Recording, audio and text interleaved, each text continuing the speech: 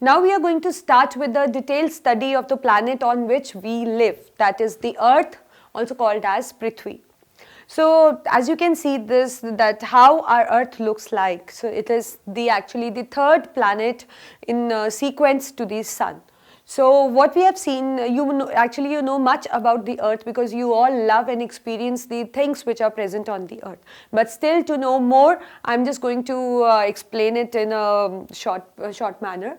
The one thing is that it has a large quantity of water. It has, means the water content on the Earth is or you can say water is abundantly available here, and moreover it has a thick layer of atmosphere also, you know that, and it contains gases O2, N2, CO2 and many rare gases are also present. So due to presence of these two things, it makes life like existence of life possible on the Earth. That is why it can support our life, because it has an atmosphere as well as it has a water which is you can say the clear condition for the survival of the life. Next is that, as you all know, that Earth rotates. So it rotates about an imaginary axis. It rotates about an imaginary axis, and moreover it revolves around the Sun also. So it is rotating about its own imaginary axis also, and it is revolving around the Sun in a definite orbit also. And as you know that like we experience day and night, like if we talk about a complete one day, it has one day and one night. So you know that how the day and night changes. The day and night changes, or you can say a day changes to night or night changes to day. It occurs due to the rotation of the Earth. It occurs due to the rotation of the Earth. And you know that Earth takes 365.25 days to complete one revolution around the Sun. So as you know that, see, it is rotating about its axis also, about its own axis also, it is revolving around the Sun also. Its rotation about its own axis changes the day and the night, and it takes about 365.25 days to complete one revolution. And moreover, it has one heavenly body revolving around it, that is the Moon. You all know that it has one satellite, that is the Moon. And moreover, you experience the change in seasons also, like you have so many seasons. You have autumn, you have spring, you have summer, you have winter. You know that why there is a change in the season. The change in the season is that, as you all know, that Earth has a northern hemisphere also, it has a southern hemisphere also.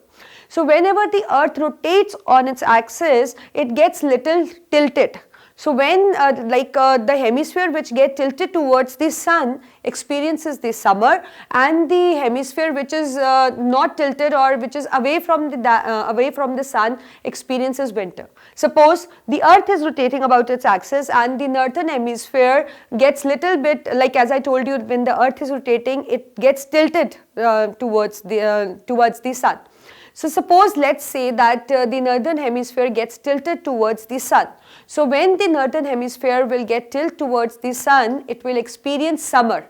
So that means at that time the northern hemisphere will experience a summer season, and because the southern hemisphere is not getting tilted towards the Sun, so at the same time it will experiences the winter season.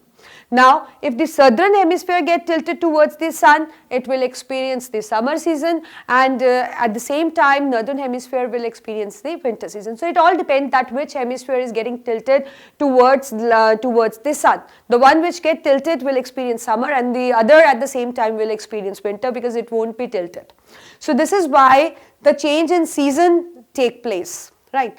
And moreover, like this, I have just made a few points for you so that you can note. So change in the season take place due to tilting of its axis and change in position with respect to Sun. So for, like as I told you, when northern hemisphere get tilted, it experiences summer, and at the same time the southern hemisphere will experience winter, and vice versa also. Like you know that suppose like if we talk about the days and all, so what we have seen that on June 21, on June 21, Earth is away from the Sun. That means Earth is at maximum distance from the Sun. And which part of the Earth? Obviously the northern hemisphere. So on June 21, the northern hemisphere is very far from the Sun. That is why June 21 is the longest day on the northern hemisphere. It experiences a longest day on the northern hemisphere. And on December 22, what we have seen that northern hemisphere is closest to the Sun, as much close as it can be. So it is closest to the Sun. So therefore the northern hemisphere experiences shortest day on December 22.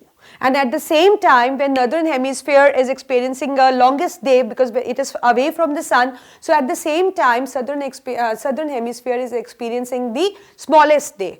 And like on December 22, I am telling you that northern hemisphere is closest to the Sun and it is the shortest day for the northern hemisphere. So at the same time, the southern hemisphere is experiences the longest day. So that means vice versa things are happening on the northern and the southern hemispheres. And on September 23 and March 21, the duration of the days are same on both the axis because they are not tilted, they are in between the orbit actually. So this is what about an Earth, that is a planet that is called as Prithvi. So I think you got it. You should know that it has a water and atmosphere which make life possible. Moreover, it is rotating about its axis. When it is rotating, its northern and southern hemisphere are getting tilted and there is a change in position with respect to Sun also. And due to rotation, it is actually there is a change in season also and duration of the day also, as we came to know that on June 21, the northern hemisphere is away or you can say farthest from the Sun. Therefore, it is the longest day on northern hemisphere. At the same time, southern hemisphere experiences the shortest day. And the same thing is happening on the December 22, but the northern hemisphere is closest, so it will experience a short day. And at the same time, the southern hemisphere will experience the longest day because it will be far at that time.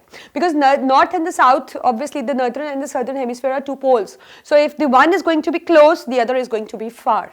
And moreover, we have noticed about the change in season also, just due to the tilting of the Earth or the change in the position with respect to Sun. So you should know about your own planet, that is the Earth, and you know that these are not sufficient point or not sufficient characteristics of our planet Earth, because as we all live, we know that the Earth has many more things to know about, but at your level you should know just about these things which I have summed up for you.